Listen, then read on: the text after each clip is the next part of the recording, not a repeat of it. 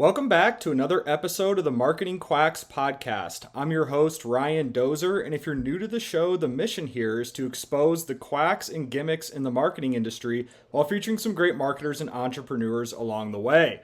On this episode, I'm super excited to welcome our guest, DJ Steve Porter. Now, Steve is the founder and CEO of PorterHouse Media. He's a producer, marketing aficionado, and someone that really inspired me at a young age. So, Steve, thank you so much for joining the show.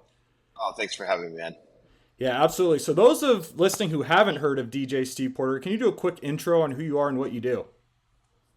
Yeah, my name's Steve Porter. I was born in Western Massachusetts, and I went on to loving the dance music scene. I was into DJing and dance music stuff in the late 90s, and I started putting out tracks and wanted to be a DJ, and that went pretty well for me. I basically moved on to living in Boston and New York and having residencies at clubs and putting out tracks that were getting some worldwide recognition. And so from there, I for about 10 years, I was an international touring DJ producer based out of mostly New York.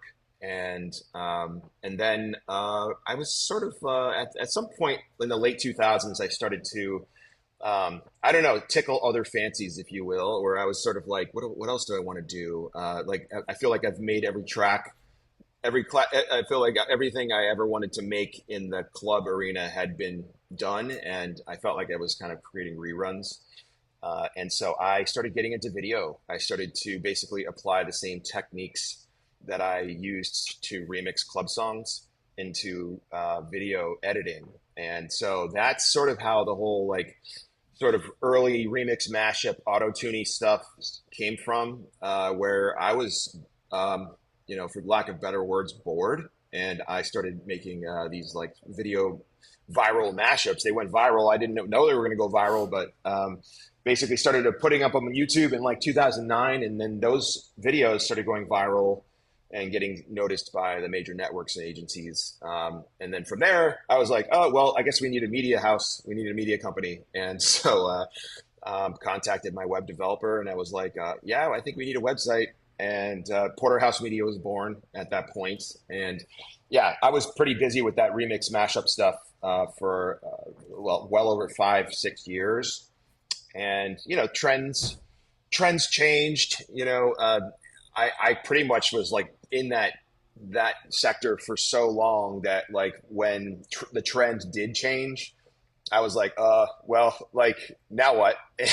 And so I moved to LA, and that was back in 2016, and spread my wings and just started to get involved with other sort of more, run-of-the-mill sound design, scoring, stuff that was sort of in my tool belt already. But got involved with the more standardized scoring for podcasts and shows and doing sonic IDs. And so in the last, I would say 7 years, PorterHouse Media is sort of diversified, where we're still doing a lot of that sort of funky remix mashup stuff, but we're also pretty heavy in the podcast space now, where it's editing, whether it's video or audio editing. And then there's also just the scoring and bringing that sort of, still bringing that sort of that trail of the ancient dance music career forward through the stuff that is being scored for the clients that we have now within the podcast space. Yeah, no, that's really cool. Was it Slap Chop that got you on the map? Because I've gone down the rabbit hole and I've seen all your videos, and those listening probably haven't. I've seen a ton of your videos. So was it Slap Chop was the one that kind of put you on the map? Yeah, Slap Chop was, yes, that is correct. Slap Chop was something from another universe. I honestly, to that point, everything was a slow build. My whole career was put out a cool track, build off of that one, put out another cool track, build your integrity, build your career in a nice slow pace. And then suddenly I got, just a full front row seat to the whole viral phenomenon, that Slap Chop thing overnight. I put it up, and some of my friends were like, dude, it has over 1 million hits in one day. And I'm like, oh shit, it's like, You what do got we all that have you got all here? that free PR with no website, and you're like, oh shit, I need to figure it out. Exactly. Yeah, exactly, man. So yeah, it was sort of like a crazy cold shower, just like going through that whole process, and like it sort of like made me think about, wow, like what everything I did before this like was such a hustle, and this was just like bang, like I felt like I don't know, I was like, is this going to be my like what I'm known for, or one hit wonder, or whatever? So, Well, they do uh, say, man, one piece of content can change your life or career, and that's definitely true in a lot of instances. yeah. Yeah. Oh, yeah. I mean, don't get me wrong. People are like, "Oh, yeah, you're the slap chop guy," or "Oh, yeah." Like, there's depending on which person that I meet, you're like, "Oh, you made that slap chop thing," and I'm like, "Yep, yep, yep, that's me. Yep, absolutely." And everything I did before that was nothing. This was the only thing I ever did. Yeah. So, So let's talk about your uh, sports remixes now. So that's how I yeah, first found you. Was I believe it was like a yeah, March mashup of 10 years ago. yeah. Talk about your I don't know what you can disclose or what you can't disclose, but talk about those sports mashups and how that led to a deal with ESPN. You're doing stuff with Fox, I see, with the Undisputed. Talk Yeah. about the sports mashups a little bit. Yeah, yeah, that was. I mean, so you mentioned slap chop. The thing I did right after that was this thing called press hop, and I always Oh yeah, yeah, love. yeah. Allen Iverson. Yeah, yeah, I remember that one. Yeah. Yep. Yep. I mean, that was it. Press Hop wasn't as big on that like early YouTube viral stage, but Press Hop was massive as far as like getting the attention from the networks and agencies and such as ESPN and you name it. So Press Hop really was the launch vehicle for Porterhouse Media. So that's how it came to be. Press Hop launched, and then within a month, the NBA contacted our office here and was like, "Hey, can you make 4 demos?" And then within like a couple months, I was making all of the commercials for the NBA that year, the "Where Amazing Happens" campaign for Good Silverstein, and so I was flying out to San Francisco, and suddenly I'm like, well, "Who have I become?" I'm like cranking out these NBA commercials. I've never worked in an advertising agency in my life. And I was still a touring DJ at the time, so it was like, what the hell is going on right now? And from there, I had an exclusive contract with them. They didn't want me to do anything else because it was so like unique and fresh at the time that I signed a contract with them to do exclusive stuff for the NBA for about 12 months. And after that contract was over, I mean, I went right to ESPN and I did like Press Op 2 and then continued to do stuff for ESPN. And then other things where you picked up on the March Madness one, that would have been probably like 2011. Around that time was like I was doing stuff for NFL Countdown, and then Sports Center was like the next thing up. And so like I think for like 3 or 4 years, like it was almost every month there was something on Yeah, ESPN. I'm pretty sure I saw every one back then because I was like hooked on your stuff. So, would you say you being a DJ then gave you a competitive edge over just traditional people in the video production world? Because I feel like you were definitely creating those tracks, weren't you, that went behind the Yeah, mashups? So, did that give yeah. you a competitive advantage, you having that DJ experience? Yeah, I mean, I think 100%. It was a totally different backdoor way to come into the media industry. Just from like really from a music first angle and from like a lifer of music production. And so, yeah, it was like this sort of backdoor way into the whole thing that I think there was some advantages to it because old school video editing is kind of video first, at least at the time. And I guess I came in and I just started to really like everything was about syncopating the video edits to the music.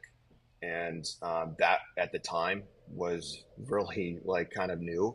Now, I mean, now it's, there's so many more tools and so many more people, have the ability to do a lot of this stuff. But back then, that was the hustle. And I knew I was sort of onto something pretty unique. So I was like, I had some really crazy nights. I mean, some of those Sports Center spots, I was delivering those spots from my studio down here. And I was delivering them at like 6 in the morning. And then they would air on like the 7 a.m. Sports Center, like Linda Cohn on Sports Center debuting the spot. And I'm just like, this is crazy. Like, just because I had no time. Usually, I guess the difference for me coming back from the back in the day, I would have a bit of time to like marinate with a track, I would be like, all right, this is perfect. Like, you know, how any artist would be like, want to marinate with their work before they put it out.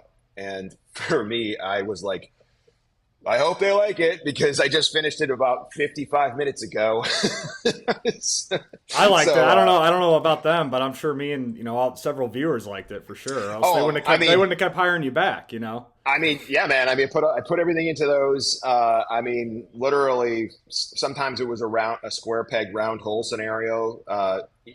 What I've learned from from putting together all those spots is that obviously content is king, and sometimes the content is better than others in certain ones. Somebody has an amazing soundbite, and that became like, okay, that's the reason the thing has wings. So yeah, let's talk about your favorite mashups. You can stay on the topic of sports or in general. I know the Randy Moss one clap is a big one too that a lot of people know. I told my dad about you when I had you on. He's like, "Oh yeah, I've heard that one clap Randy Moss video." So talk about that. Like, what are your favorite, I guess, sound bites or mashups that you made that you could think of?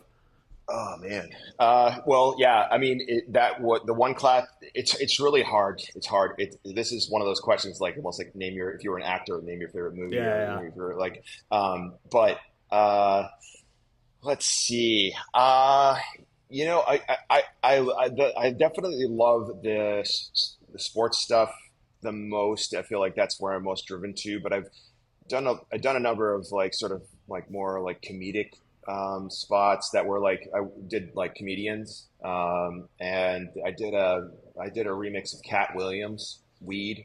It's called Cat Williams the Weed remix, and that was also from the early days, but that was fun. That was a reason I bring it up is that it was like kind of different than just the sports or the slap chop at the time. The Cat Williams Weed one was fun and seems to continue to like grow in views. But as far as the sports ones go, I mean, yeah, press hop and one clap are the ones that stand out. I mean, there's others like all the stuff for First Take with the Tebow. All he does is win. Good too. Yeah. Yeah. All he does is win, which won a Webby. And then I did another one with Stephen A. Smith, which was so disrespectful. And that won a Webby. So those are dear to my heart because I got to go and hang out at an award show because of those things. There's some underground ones I remember. I remember your Knicks one, and I remember your Mavericks one you made a long time ago. Yep. Yeah. Well, the Mavericks one was awesome because it introduced me to Mark Cuban, and who's a super super cool guy. I consider him a friend, and he's super cool. He was just like answers his email and just like he's just very down to earth, and so I made this like sort of bonkers like Dirk Nowitzki spot called "Take That With You," "Take That With You." I remember that one. Yeah. And then Mark started pushing it out on his social channels and putting it in magazines and all that stuff, and so that was fun. The stuff with the Knicks, awesome stuff with like some of their fans, and some stuff is evergreen. Some stuff is like it's definitely with like the sports stuff. Especially sports stuff is like some is evergreen and some is very topical, and so some players are retired, some players become sportscasters, or some teams are it just kind of depends, and that's another thing is like now we're always trying to make evergreen content. Your NFL draft one's definitely evergreen too. I remember that one. Yeah. Oh yeah, that's like literally honestly that has sort of like become this like low key holiday in my life where like every time the draft comes around, there's like like a legion of people who are like, it's that time again, and then they post that video, and I'm like, right on. I mean, that you named it. I mean, that is probably the most evergreen thing that I see on social media, to be honest. Yeah. Well, this is all great. I always tell people like, you got to check out these remixes and stuff. So are you done with the remixes, like in terms of sports, or I guess talk about that? Yeah, so I'm not done with those. I still do them. I love those. I mean, if people wanted to, if ESPN or Fox Sports or anybody wanted to keep, cranking on those, I would love to do that. I've been sort of like aching to do that. The trends have changed. A lot of the TV in the last like I would say 5, 10 years has transitioned to this like more live debate style. And the sort of like generation of like canned footage, Sports Center clips, it went by the wayside It's all in about favor those of. clips go. They go viral, you know?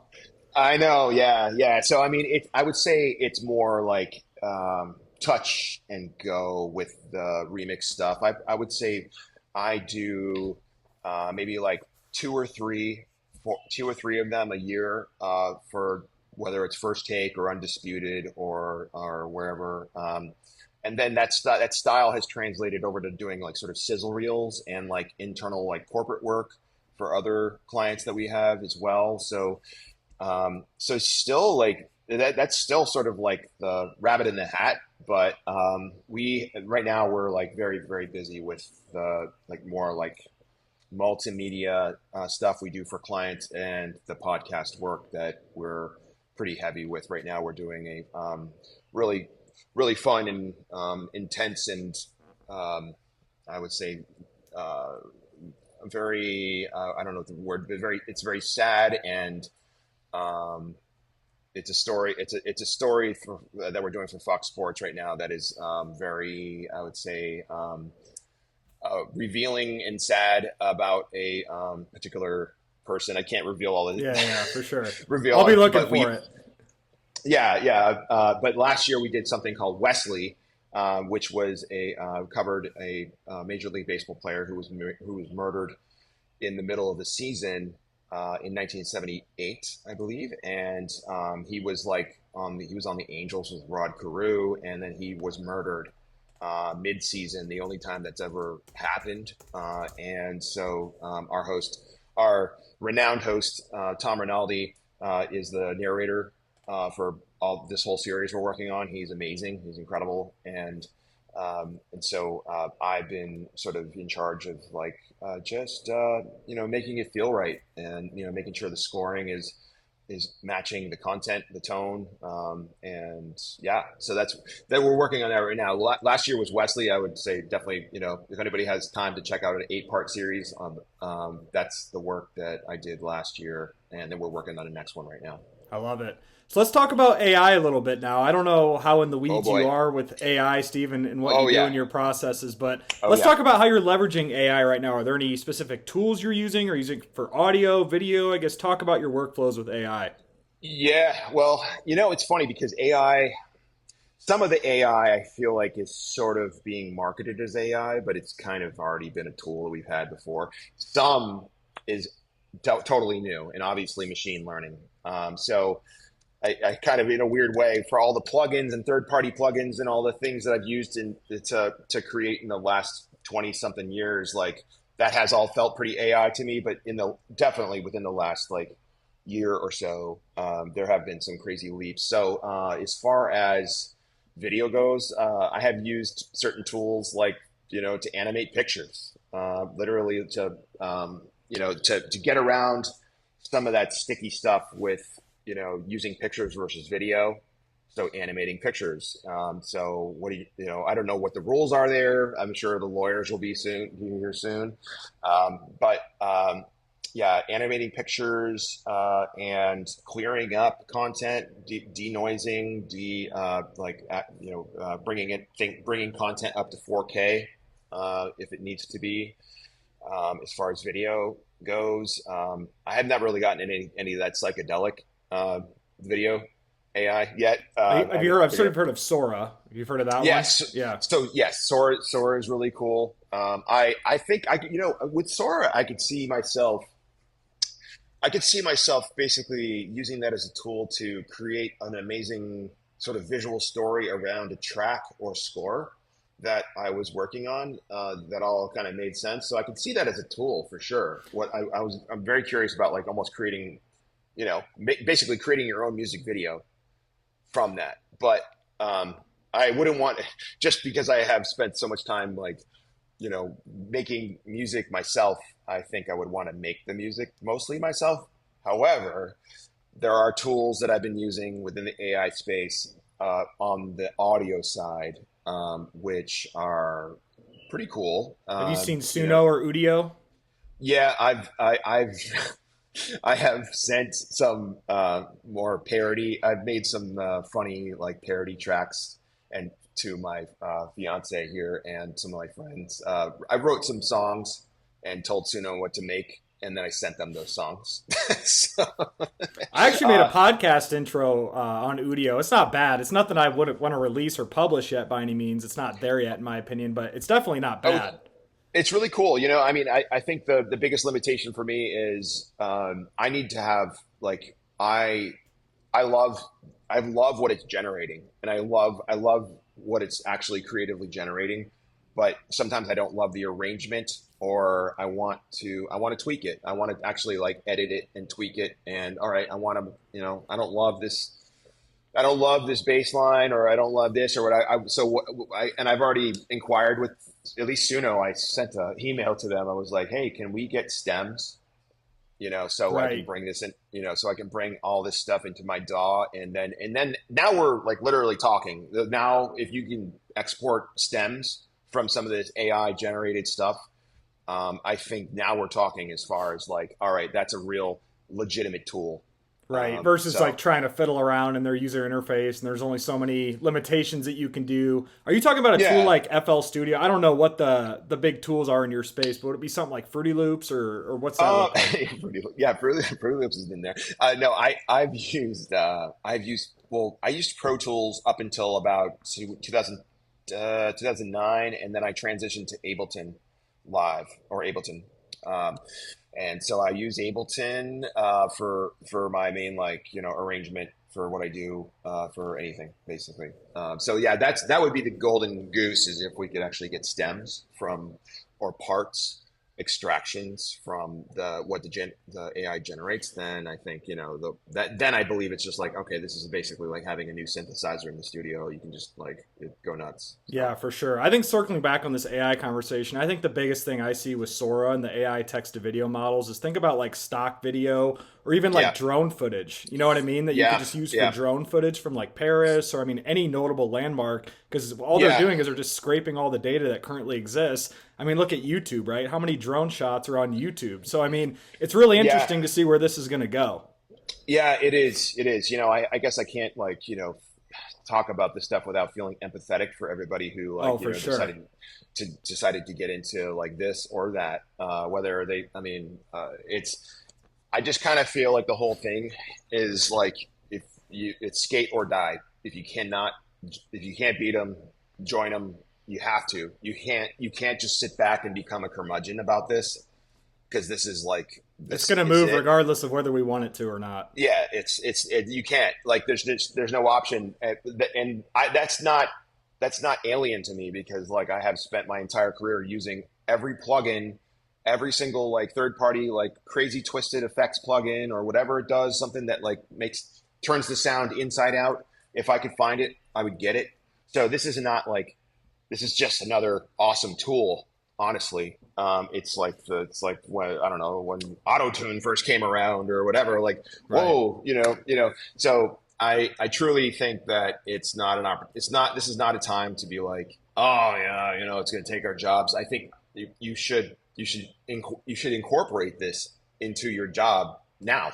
For You sure. know, So, but yeah, there's going to be plenty of people who are like, oh, but that whatever. Yeah, You I'm know. heavily involved in the SEO world. So that was kind of the first iteration of, AI generated content floods Google. And now SEO is a shit show in a more competitive space that I'm trying to get out Right. of. Like, it never Right. ends. So I think video and Yeah. images are going to be the next big thing for sure. So let's transition here, Steve. I want to talk about marketing quacks now. This is the Marketing Quacks podcast after all. What are some quacks in your industry? And what I mean by this, so I guess, what are some tricks and gimmicks that you see competitors do, you see other people do online that simply just frustrate you and kind of make you realize, like, wow, I'm actually better than these people, and these are just some gimmicks that I will never find myself using in my work. Mm. Wow. Things that I see. Oh yeah. Okay. Are we talking which part of marketing? Are we talking about any part of marketing, like audio, Yeah, any part of or marketing that you're involved in. yeah? Let's see. What gets under my skin? um, I'm trying to think. When it, when I see sort of, I guess.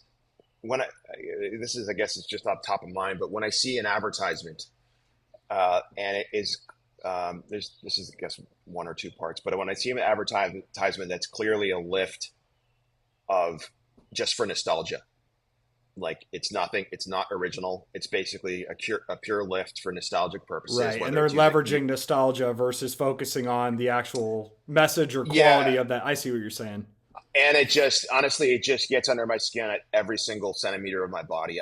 Because that I have a problem with that on movies, TV, video games, whatever. Like, it just feel like that is like the modern day play is everybody's like has amnesia and all they have to operate on is nostalgia. And so I'm like, whenever I see like, oh yeah, they're calling back to that, or oh, another sequel. Oh, the advertisement is using the song from the 80s again, the 90s, the 2000s, whatever their demographic. I get it. I understand. We've been doing it forever. I know that, but it's gotten a little bit more ramped up. And so, you pretty much just turn on your, your TV or your whatever, and you'll find stuff like that. But that gets under my skin when there's always like a nostalgia play. That's a really good one. I don't know if you're a big music guy. I listen to Logic, and he had a line that I just thought of as you said that, where he's like, there's an industry rule where it's like, your new shit ain't good as your old shit till your new shit is your old shit, son. And that's so true because think about how many times like, oh, I miss the old Logic, or I miss the old movie, or I miss the old show. And that's so true. That can apply to anything. Yeah, man. It's just nice to have I guess the wish is to have like brand new content that is awesome. And like, if this, I guess, for me, when you go to that nostalgia card, it's sort of like, okay, you got me, like I feel like Pillsbury Doughboy, like, like, I'm like, oh, you got me, like, oh yeah, like, oh, I remember that one. Okay, now I'm watching, Yeah, it's like a cop out for a lot of brands for sure. Yeah. So I don't know if that answers your question, but that is something that I guess within the marketing, whether it's movies, podcasts, whatever, when there's always a nostalgia play or that can always go over to like the rip-off world where somebody's like, there's a clear sort of like quasi rip-off of something else. But yeah, I just like original stuff. I mean, I grew up in the 80s, 90s, so like, there was a lot of, at least what I see, it seemed to be a lot of original stuff. So. It's only going to get less original as AI becomes more in our everyday lives, I'm afraid you're right. Yeah. Well, Steve, no, this has been really fun. I know you're busy. I don't want to keep you for too long here. Are there any final notes that you want to have that you share with the audience on just anything that we talked about? Is there anything that PorterHouse Media is working on that you want to, I guess, let me and everyone else know about? What are some final notes here from this episode? Yeah, final notes. PorterHouse Media, like we were like sort of like your do-it-all mashup remix company, and now we're doing a lot of we're in the podcast space now for the most part, and I would say the podcast space is kind of what we call like what my friend has dubbed TV light as well. So it's sort of like every podcast you see is a video podcast almost now, and just like what we're doing here. Yeah, just like we're doing here. So, we're in this space and we're doing it. We're trying to put our unique flair on it with our original scoring and editing and flow and all that stuff. So yeah, PorterHouse Media, we've diversified. So check us out. That's what I'd say. Check us out. Yeah. Well, I'm a big referral source for you guys too. Everyone I like talk to that's in this space, I'm like, yeah, check out this Steve Porter guy, man. Look him up, So on that note, where can people find you online? Or I guess where would you want people to find you online? Yeah, we're available at porterhousemedia.com. And, my Steve Porter, you can find me, if you Google me, you can probably find all my old, like remix mashups. Yeah. You got a good knowledge graph on Google from an SEO perspective. Yeah, but PorterHouse Media like has all our stuff. You'll see all the stuff we talked about today with ESPN and all the old stuff, and we have all of our new stuff, which we hope is diversified quite a bit. So yeah. Well, Steve, thank you so much again. This has been fun, and thank you to everyone for listening to this episode of the Marketing Quacks podcast. Be sure to tune in again to the next episode. Awesome. Thanks, Ryan.